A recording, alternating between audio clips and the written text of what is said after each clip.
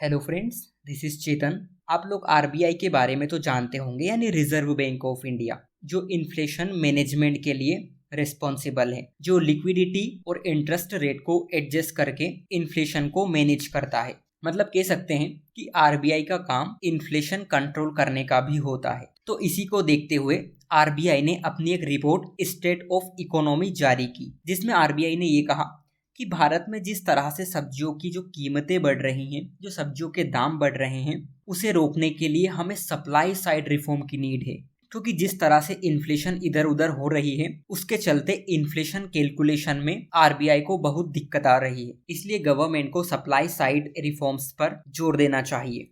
समझते हैं क्या है पूरी न्यूज़। इसके अलावा आरबीआई ने और क्या क्या कहा, साथ में ये भी देखेंगे कि ये सप्लाई साइड रिफॉर्म्स क्या होते हैं। सबसे पहले तो आप ये देखिए कि रिजर्व बैंक ऑफ इंडिया ने ये कहा कि India needs major supply side reforms to check the wild swing in vegetable prices which put the inflation calculation in jeopardy. मतलब यही है कि जिस तरह से फल सब्जियों के दाम आसमान छू रहे हैं, उसके कारण आरबीआई को इन्फ्लेशन यानी महंगाई को कैलकुलेट करने में आरबीआई को बहुत प्रॉब्लम आ रही है। इसी के साथ में आरबीआई ने यह भी कहा कि भले ही वर्ल्ड वाइड डिमांड कमजोर है, लेकिन इंडिया की जो इकोनॉमी है अपने सेकंड क्वार्टर में फिर से अपनी ग्रोथ को हासिल कर सकती है।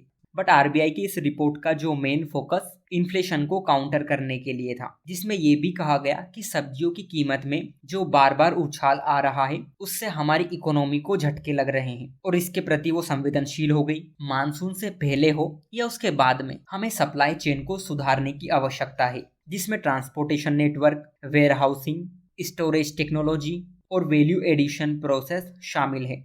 मतलब आरबीआई का इनडायरेक्टली ये कहना था कि हमें ट्रांसपोर्टेशन नेटवर्क में सुधार करना होगा, हमें वेयर हाउसिंग और स्टोरेज टेक्नोलॉजी में सुधार करना होगा, हमें वैल्यू एडिशन की प्रोसेस को ठीक करना होगा, ताकि जो सप्लाई चेन है वो डिमांड के अनुरूप बनी रहे। इससे फायदा ये होगा कि जो बार बार इन्फ्लेशन के चलते इंडियन इकोनॉमी को झटके लग रहे हैं, वो काफी हद तक कम हो पाएंगे।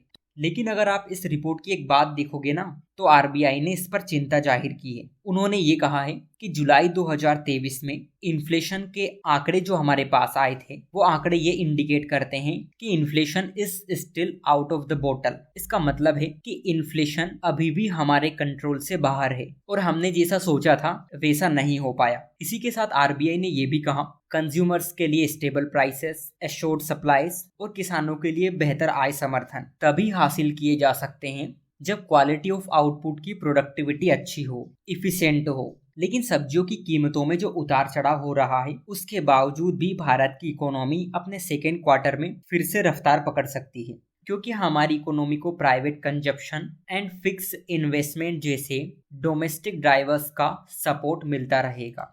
फ्रेंड्स, आप लोग जानते होंगे कि वर्ल्ड वाइड इंडस्ट्रियल प्रोडक्शन में किस तरह की कमी देखी जा रही है। सभी देशों के ट्रेड कमजोर हो गए, सभी लोगों के व्यापार धीमे पड़ गए और अभी तक ग्लोबल इकोनॉमी की रिकवरी नहीं हो पाई है। इसी के साथ वर्ल्ड की इकोनॉमीज और भी बहुत सारे चैलेंजेस फेस कर रही है, जैसे कि हाई लेवल ऑफ डेब्ट, tight and volatile financial condition and extreme weather condition, जबकि जियोपॉलिटिकल टेंशन अभी भी बढ़ रही है। और इन सभी प्रॉब्लम्स ने इंडियन इकोनॉमी को अफेक्ट किया है। हालांकि आरबीआई की इस रिपोर्ट में एक बात पॉजिटिव लगती है, इन सभी मुश्किलों के बावजूद इंडियन इकोनॉमी अपने सेकेंड क्वार्टर में अपनी ग्रोथ को हासिल कर सकती है। लेकिन आरबीआई ने अपनी इस रिपोर्ट में सप्लाई साइड रिफॉर्म की बात की। लेकिन इस सप्लाई साइड रिफॉर्म होते क्या हैं? फ्रेंड्स, सप्लाई साइड थ्योरी एक मैक्रो इकोनॉमिक कॉन्सेप्ट होते हैं, जो इस बात पर जोर देते हैं कि गुड्स एंड सर्विसेज की सप्लाई कुछ इस तरह हो कि इकोनॉमिक ग्रोथ बढ़ती रहे। इसके लिए गवर्नमेंट अपने प्रोडक्शन को बढ़ा सकती है, अपने टैक्सेस को कम कर सकती है,